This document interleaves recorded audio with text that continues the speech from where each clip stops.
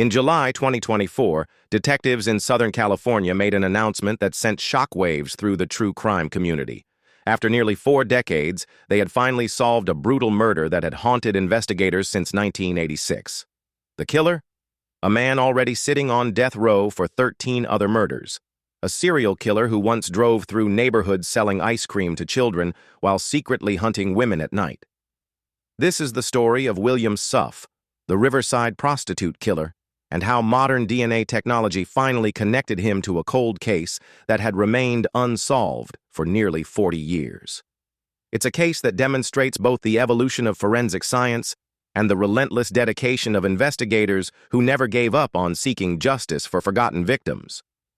But before we dive into this chilling tale, let's start from the beginning. In the seemingly quiet suburbs of Riverside County, California, where a monster hid in plain sight. Background, context. Riverside County in the 1980s was experiencing rapid growth. Located east of Los Angeles, this sprawling region of Southern California was transforming from agricultural land into suburban communities. But with growth came problems, including a vulnerable population of sex workers who operated along the county's many highways and industrial corridors. William Lester Suff was born in 1950 and appeared to be just another face in the crowd. By the mid-1980s, he was working various jobs around Riverside County, including driving an ice cream truck through residential neighborhoods. To children and parents, he seemed harmless, just another working man trying to make a living. What they didn't know was that Suff harbored dark impulses that had already claimed one innocent life. In 1974, Suff had been convicted of beating his 2-month-old daughter to death. He served 10 years in prison before being released in 1984. This crucial piece of his background would later become significant to investigators, but at the time, the community was unaware that a convicted child killer was living among them. The women who would become Suff's victims were among society's most vulnerable. Many struggled with addiction, poverty, and circumstances that forced them into dangerous situations. They were mothers, daughters, and sisters whose lives mattered, even though society often overlooked them. This case serves as a stark reminder that every victim deserves justice, regardless of their circumstances. Timeline of events. The killing spree that would terrorize Riverside County began in 1986, though it would be years before investigators realized they were dealing with a serial killer. The pattern emerges, 1986-1988. The first confirmed victim was found in October 1986. The body of a young woman was discovered dumped in a remote citrus grove, showing signs of torture and sexual assault. Over the next 2 years, similar discoveries would follow, women found in fields, along rural roads, and in the vast agricultural areas that surrounded Riverside's growing urban centers. Initially, police treated these as isolated incidents. The victims were often sex workers, and sadly, violence against this population was not uncommon. But as the body count grew, investigators began to notice disturbing patterns. The killer appeared to be selecting victims from the same vulnerable population, and the method of disposal was eerily consistent. The escalation, 1989-1991. By 1989, the killer had become bolder and more frequent in his attacks. Bodies were being discovered every few months, each showing similar signs of torture. The perpetrator seemed to take sadistic pleasure in his crimes, often leaving victims in poses clearly meant to shock and horrify those who found them. Detectives established a task force dedicated to catching what the media had begun calling the Riverside Prostitute Killer. The investigation was hampered by several factors. The transient nature of the victim population made it difficult to establish timelines. Witnesses were often reluctant to come forward, and the killer was careful to dump bodies in remote locations where evidence was compromised by the elements. During this period, one victim who survived an attack provided crucial information. She described her attacker as a middle-aged white man driving a van, but the description was too general to narrow the suspect pool significantly. The break in the case, 1991-1992. The investigation took a dramatic turn in December 1991 thanks to an unlikely clue: ice cream.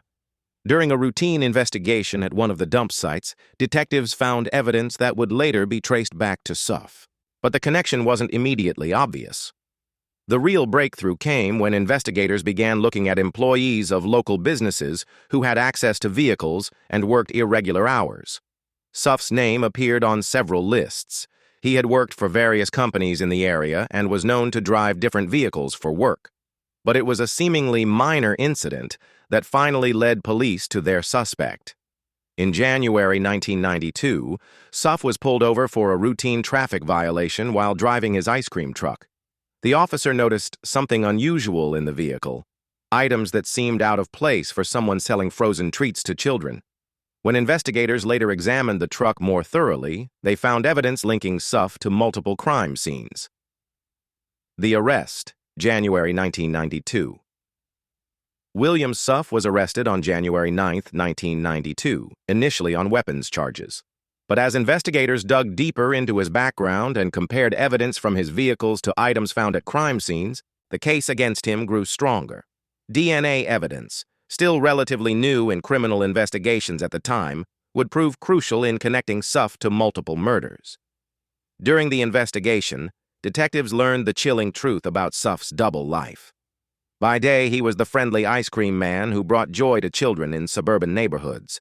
By night, he prowled the streets of Riverside County, hunting for vulnerable women whom he could torture and kill.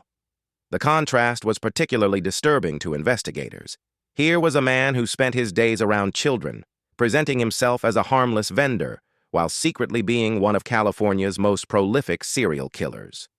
Investigation details. The investigation into William Suff's crimes showcased both traditional detective work and cutting-edge forensic science of the early 1990s. Physical evidence. Investigators meticulously cataloged evidence from Suff's various vehicles and residences. They found items of clothing and jewelry belonging to victims, as well as tools that had likely been used in the commission of his crimes. Of particular significance was a collection of trophies that Suff had kept, personal items taken from victims as souvenirs of his murders. The forensic team also discovered that Suff had been remarkably organized in his criminal activities. He kept detailed records and appeared to have planned his attacks carefully, often scouting locations in advance and establishing routines that allowed him to avoid detection. DNA evidence revolution. The Suff case was among the early criminal investigations to make extensive use of DNA analysis. In the early 1990s, this technology was still relatively new and expensive, but it proved invaluable in linking Suff to multiple crime scenes. Biological evidence collected from victims and crime scenes was compared to samples taken from Suff, providing definitive proof of his involvement in the murders. This DNA evidence was crucial because many of the crime scenes had been compromised by weather and time. Traditional forensic evidence like fingerprints was often unavailable, making the biological evidence the strongest component of the prosecution's case. Behavioral analysis FBI profilers worked with local investigators to develop a psychological profile of the killer. Their analysis proved remarkably accurate, describing a perpetrator who appeared normal to the outside world, but harbored deep-seated anger toward women. The profile suggested someone with a history of violence who had likely escalated from less serious crimes. The profilers also noted the killer's apparent comfort with his hunting grounds, suggesting he was local to the area and familiar with the remote locations where bodies were dumped. This insight helped investigators focus their search on local suspects rather than considering the possibility of a transient killer. Witness testimony. Despite the vulnerable and often transient nature of the victim population, investigators were able to locate several witnesses who had seen Suff with victims before their disappearance. These witnesses were crucial in establishing timelines and connecting Suff to specific victims. One particularly important witness was a woman who had survived an encounter with Suff. Her detailed description of his vehicle and behavior patterns helped investigators understand the killer's methodology and confirm their suspect's identity. Resolution, current status. William Suff's trial began in 1995 and became one of the most closely watched criminal proceedings in Riverside County history. The prosecution presented overwhelming evidence linking Suff to 13 murders, including DNA evidence, witness testimony, and the collection of victims' personal items found in his possession. The verdict and sentencing. In July 1995, after deliberating for several days, the jury found William Suff guilty on all counts. The evidence against him was so compelling that the verdict was hardly surprising to courtroom observers. In the penalty phase of the trial, the same jury recommended the death penalty, citing the particularly heinous nature of the crimes and Suff's lack of remorse. Suff was formally sentenced to death and sent to San Quentin State Prison, where he remains today. Throughout his trial and subsequent appeals, Suff has shown no remorse for his crimes and has refused to provide information that might help solve other cold cases. The 2024 DNA breakthrough. The story of William Suff took a dramatic new turn in July 2024, when investigators announced that DNA evidence had linked him to a previously unsolved murder from 1986. The victim was Kathy Small, whose body had been found in South Pasadena nearly 40 years earlier. This breakthrough demonstrates the ongoing power of DNA technology and the dedication of cold case investigators who never gave up on seeking justice for Kathy Small. Advanced DNA analysis techniques, not available in the 1990s, finally provided the definitive link between Suff and this decades-old murder. The announcement brought closure to Kathy Small's family and served as a reminder that advances in forensic science continue to solve cold cases decades after they occur. It also raised questions about whether Suff might be connected to other unsolved murders from the same time period. Current status, as of 2024, William Suff remains on death row at San Quentin, now in his 70s. California's death penalty has been subject to various moratoriums and legal challenges, making it unlikely that Suff's sentence will be carried out anytime soon. However, he continues to serve life sentences that ensure he will never be released from prison. Reflection. Impact. The William Suff case represents both the horror of serial murder and the triumph of modern investigative techniques. It demonstrated the importance of DNA evidence in criminal investigations and showed how technology could provide justice even decades after a crime was committed. Perhaps most importantly, this case highlighted the need for society to protect its most vulnerable members. Suff specifically targeted women whom he perceived as expendable, sex workers and others living on society's margins.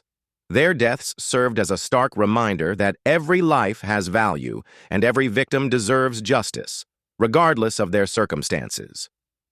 The 2024 DNA breakthrough in the Kathy Small case proves that families should never give up hope for justice, and that dedicated investigators will continue working cold cases no matter how much time has passed.